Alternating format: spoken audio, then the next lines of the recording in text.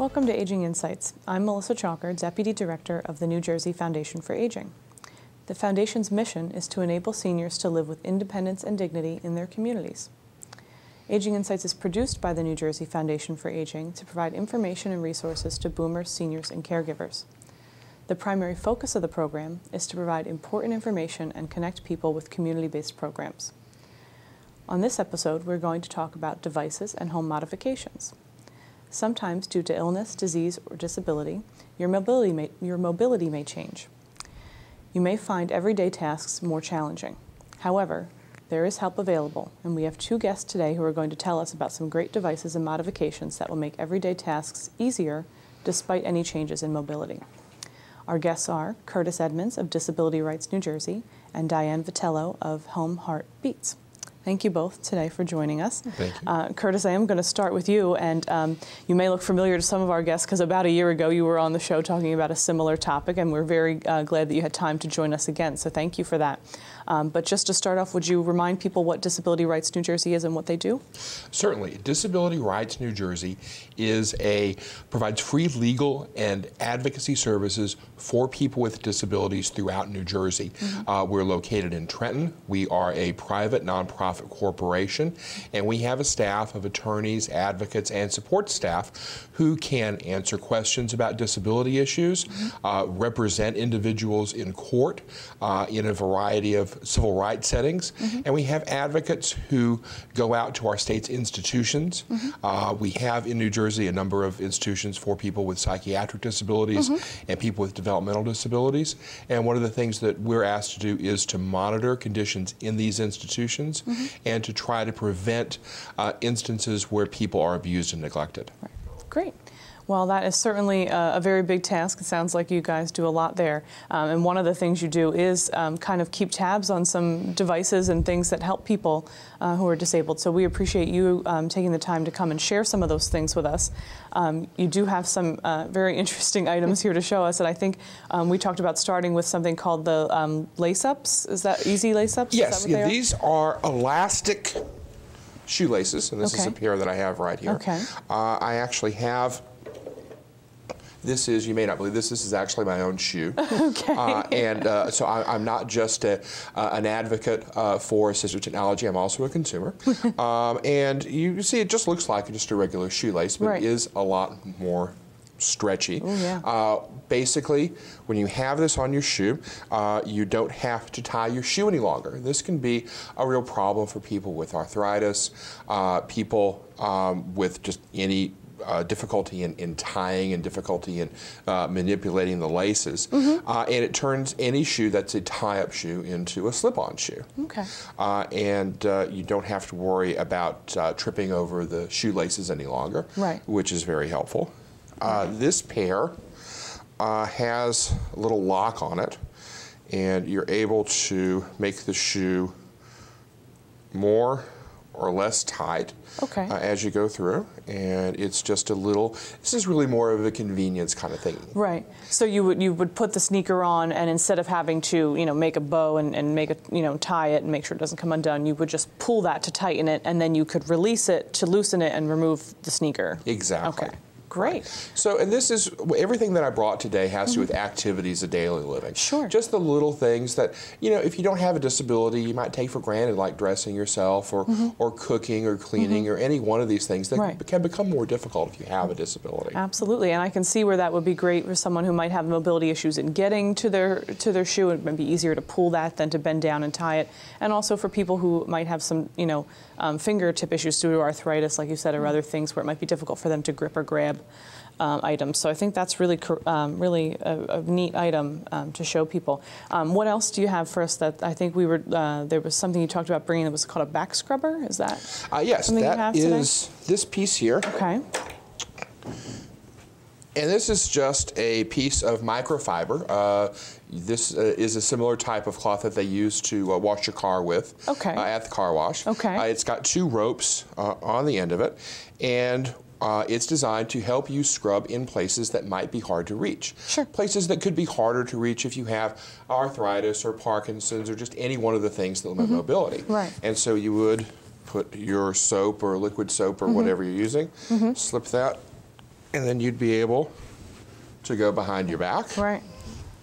And scrub, or your lower legs. Sure. Just, you know, even however. under your feet, you know, Sure. people who have trouble reaching those areas, that's a really neat device.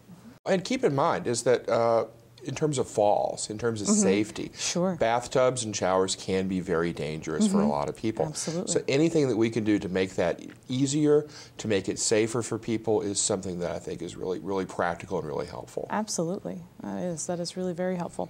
What else do you have for us today that's exciting? Well, this is a mystery item. I was going to say, this looks like something that would go on a jungle gym or something. It looks like a piece of something that came off of that. It does. It looks like industrial tubing or something like that. And I like bringing mystery items. We do a lot of training. We're available to go out to senior centers and show these devices and other types of devices. And I like bringing things that are kind of unusual and different so that people can look at them and kind of learn a little bit about what they're doing. This is a tool called a TheraCane, and it was developed by physical therapists. And the idea is that it helps people to massage their backs. And you see the little hook there. So that is not what I would have ever thought that was for. No, you wouldn't have thought. So you can put that right there and then get into, you use the handles and get in there and massage the different muscles. You can do your shoulder muscles. And so if you're dealing with pain, if you're dealing with soreness or any type of physical therapy, this is something that can be helpful. And there's a whole bunch of different ways you can use this. It's got, you know, all the different knobbly little ends. I was going to say, yeah, there's other ends on there, so there are other uses for that besides just reaching your back. Okay, sure, you can use it on your feet, on the bottoms of your feet. Oh, there's really, when you buy this, there's a whole list of diagrams that come with it that show you how to use it. Different ways to use it, yeah. Great. Well, that is really, that's a fun mystery. Did you bring other mystery items? Yes. Is this the nail clipper? This is the nail clipper. This also exactly. Yeah. It looks like one of those industrial staplers, you know. Like it does, doesn't it? When I showed this to my daughters, who were 5, they immediately thought it was a stapler. And you can see it inside. You can actually see the clipper. Right. It is just a regular nail clipper attached to that. Nail clipper that's glued in there. And it's designed for people who only have one hand, whether they have an amputation or whether they don't have a grip in terms of arthritis or just any number of different things that can cause you to have difficulties with your hand. So it's designed so you put your finger in the slot there, your fingernail, and you press down with your wrist. And you are able to clip your finger. I won't do it here because I don't want fingernails all over the floor. But we get the idea. No, that I can see that being very useful for someone who's not able to grip a fingernail clipper, a traditional one, with their other hand. This would be a very great way for them to just, with one hand, be able to do that natural daily grooming thing that we all would do ourselves anyway. So that's, like I said, that intrigued me from the beginning. So I think that's a really interesting piece for you to bring. I think we talked about some things that were good for socks. Did you bring those with you? Yes, I did. I have 2 of them, one very large and one very small. I see that. This is the small one. Okay. It's just a little piece of very soft plastic with a little star carved into it. And the idea behind this is that you take your pair of socks and you put it inside the ring here, just as you would with your finger, and put them in the washing machine. The socks will then stay together in the washing machine. Take them out of the washing machine, put them in the dryer. The socks will stay together. Yes. And then you can take them off the ring and fold them and put them away. I think that's a genius idea for anybody. I think I want to get a couple of those because I can never seem to keep my socks together. All right. Well, as soon as I brought this out, my wife said I need 20. Yeah. Sure. So. That is a really interesting item. And then this is more to assist people in putting on a sock? Is that right, this is called a sock horse. Okay. And you can see it's got 2 little plastic doohickeys here, which are designed to hold the sock on the sock horse. Okay. So this is the handle. And so you would take your sock and you would work it around and work the edges of the sock up over here and then take it and slip your foot right into the sock. And you have your sock. And again, this is another thing where you have people who have difficulties with agility, difficulties in reaching, for whatever reason, and it's just a very convenient thing to have. Absolutely, yeah, I think, and it's, you know, again, you know, very basic. You know, I mean, these are not like elaborate things. There's no technology. There's no buttons on them. I mean, this is something that just serves a single purpose. Well, not maybe more than one purpose, but you know, a simple function that makes it a little bit easier. I know when we talked before the show that people often think of this stuff in terms of activities of daily living, like putting on your shoe, putting on a sock, getting a shower, clipping your nails. But there are also items for people to help them, say, in meal preparation and things like that. I think you brought a couple of things. Yes, I did. To show that. Am I getting ahead of myself? So you have something else there you're ready to show? You had mentioned about things that only have one function. That's why I wanted to show this one real quick. This is like a Swiss Army knife for button hooks. Oh. So there are 4 different hooks on here. There are, find this one. This one is just a very simple button hook. And you can see it's got the little hole there. Is you would put your button through there, and you could, I want to unbutton mine here, but this is actually for smaller buttons. So you would loop the button into that first hole. Right, exactly. And then lift it, and it would... Right, you would actually stick it through the buttonhole first, and then loop the button in, and then pull it through. And it'll take the button through with it. So it's got, but then it's also got the much larger hook, which is good for coats and jeans, and then it's got also a very, very small hook for very small buttons. And this one, which is... No, I'm sorry. This is actually the one for coats and jeans. It's got a little. It's more for zippers actually. Okay, so it's that got would the go in that little indentation end of the here. zipper. Right. And so this is a 4-in-1. So you've got 4 different uses for this one little device. That is really cool. So we were going to start talking about some things that might help in kitchen or food preparation, and it's funny that you brought the one that helps with the zipper, because this one item I thought, when you showed it to me, was for zippers, but it actually is for the kitchen.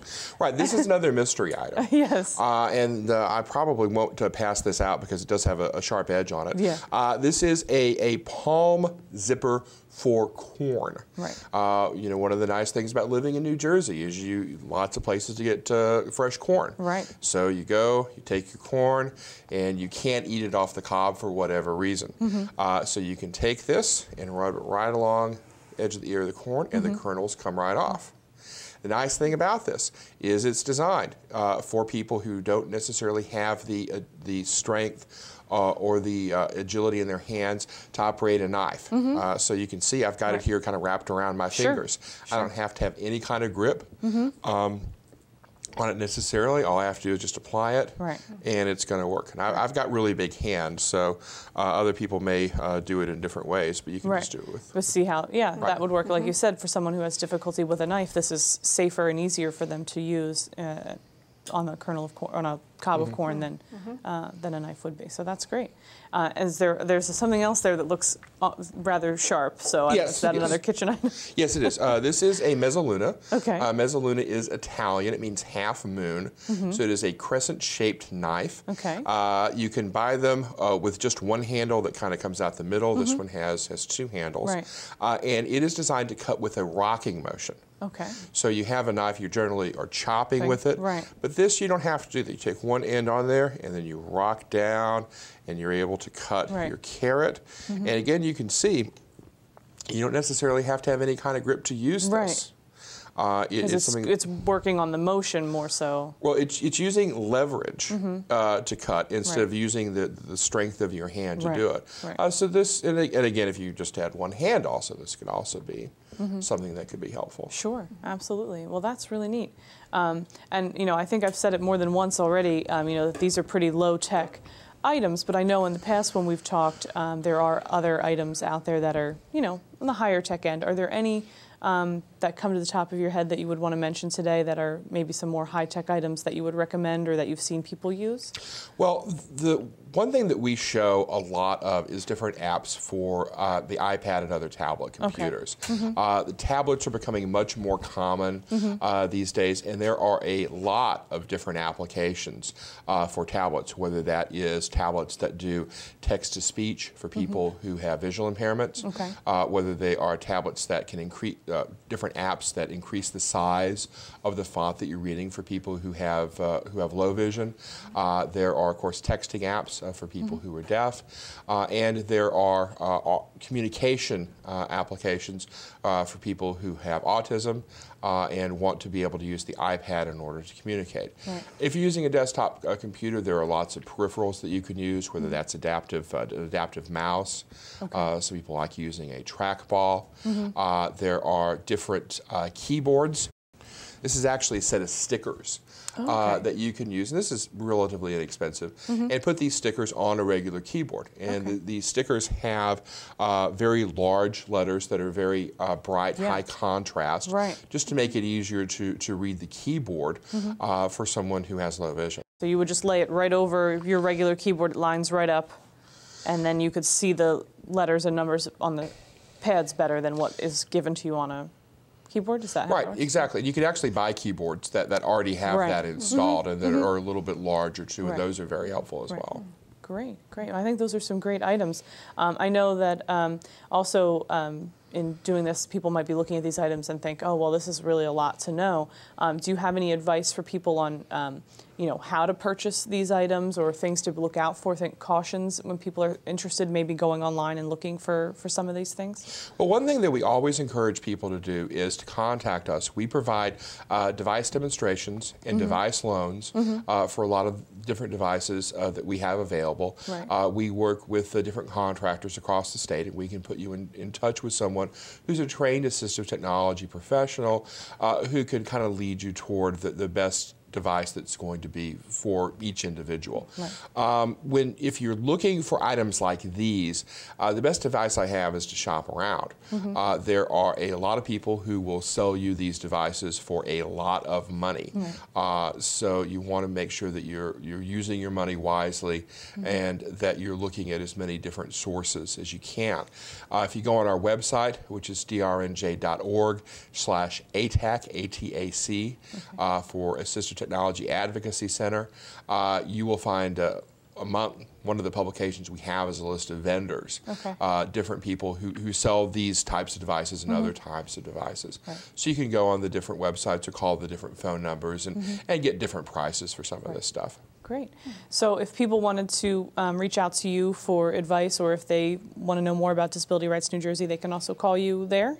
Certainly. Yes. Our toll-free number is 800-292-9742. We're available during regular office hours. If we can't point you to the device that you need, we can probably point you to somebody who can. Great. Great. Thank you so much, Curtis. That was really informative, and I think a lot of those items will be useful for people to know about, so that's great. Diane, thank you also for joining us today, and I think you know, some of these items are probably familiar to you as well in your line of work. So before we get started in getting into what it is you do, I would like you to tell people a little bit about Home Heartbeats first, if that's okay. Sure. Home Heartbeats, I started Home Heartbeats around 3 years ago. I work with an aging population. I've done that for almost 20 years, and I've progressively seen the need for an occupational therapist to go into the home of the aging client to assess the home to see if there's any modifications needed so the client can successfully age in place. So that's basically what we do. We send an occupational therapist. Actually, I go out to the home. I'm also a certified aging in place specialist. So I go out to the home and I perform a full evaluation, an evaluation that starts at the curb of the home. This way I check the entrance to the home. Can the client access it effectively, especially if they have any mobility concerns. Once they're in the home, we will go through every room of the home, and I will have the client demonstrate for me their ability to do all the functional mobility daily tasks that they would normally do in a day. So normally what I do with the client, I ask them to tell me, what do you do from the time you get up in the morning until the time you go to bed at night? So we will go through every one of those tasks. We'll go through every one of the functional mobilities that go along with that task. I will take measurements of all the rooms. I will take measurements of doorways to make sure that any mobility device that they're able to use, they're able to access through the home. We take photographs. After we do the full evaluation, we complete a written report, all the photos, and we give all our recommendations on how a client may be able to modify their home with the help of a consultant, an occupational therapist, and of course a contractor that they may need to hire to make the appropriate modifications. Sure. Wow, that's really very comprehensive, and you put that beautifully, though, so thank you for that. Sure. I did want to stop because when we first talked about this, you were very clear with me that you wanted to make sure people knew what an occupational therapist was. So I think we should spend a little bit of time, if you would, explain to people what that is, because people might hear it and think, oh, it has something to do with having a job. Absolutely. But it's not. It's quite different than that. So if you would. Absolutely. You know, having worked with an aging population, I've worked in skilled nursing facilities for many years, and I remember many of the family members of a client will come in, and the social worker will introduce us, will introduce the client to the occupational therapy department, and the family member will say, oh, well, my mother doesn't work anymore. She doesn't need occupational therapy. So that's when I start to explain to the client, our occupations actually start at birth or very soon into infancy. Our occupations are childhood, our occupation is play, and then we progress to a student, and then we progress to employment. And then we also have to keep in mind that we go out into the community, that we have leisure activities, that we have hobbies. So any daily task that we perform is part of our occupation. Sure. So someone may not be working now, but they like to cook. That's their occupation. Or they may like to teach, so they have to get into a classroom. Sure. They have to be able to write on a board. So this is what occupational therapy does. We focus on a client's task. We sequence the steps of that task, and we make sure that they can perform all of those tasks appropriately and safely.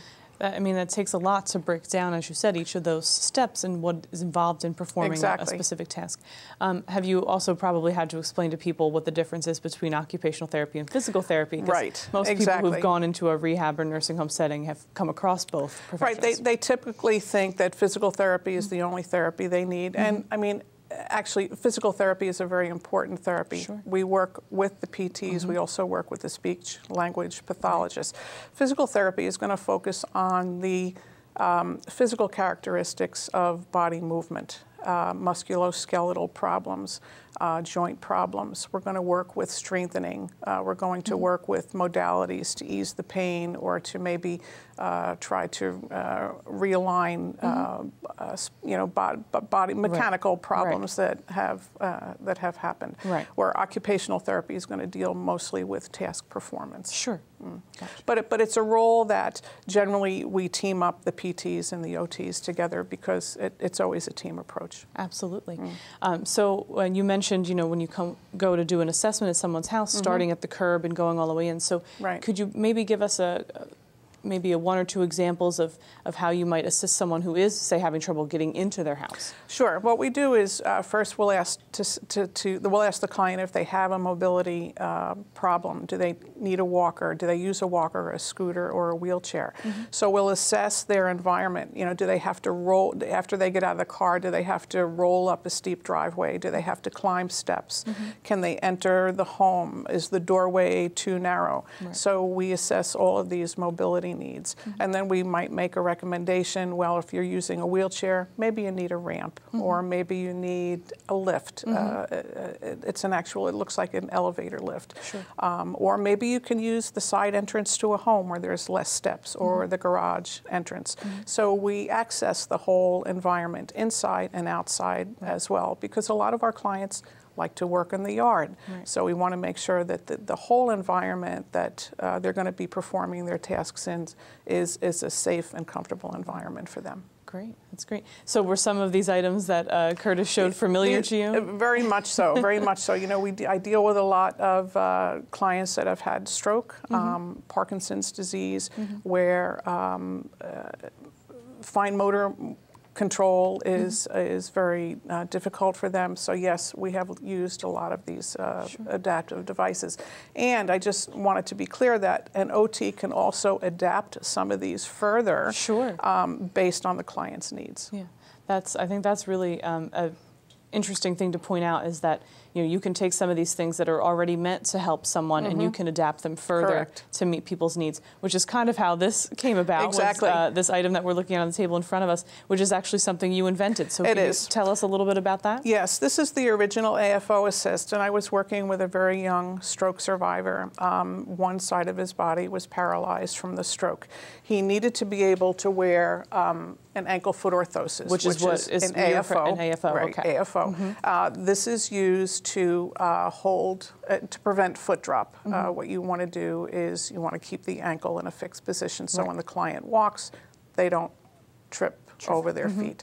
So typically, before we invented this, when a stroke survivor had to put on an AFO, they would rest the AFO on the floor, and if it didn't, it would easily tip over. So I invented the AFO Assist, so now the client can rest the AFO in the AFO cradle and easily bring their foot into it without the AFO tipping over. And this, you said to me before, was a problem because sometimes with paralysis people can't lift their leg like you and I can do this, so they would use this little helper? They can use the leg lifter, and this is not only can be used with our product here, but I use this a lot with my clients who have difficulty getting their legs in and out of the bed, either due to weakness or any mobility issue.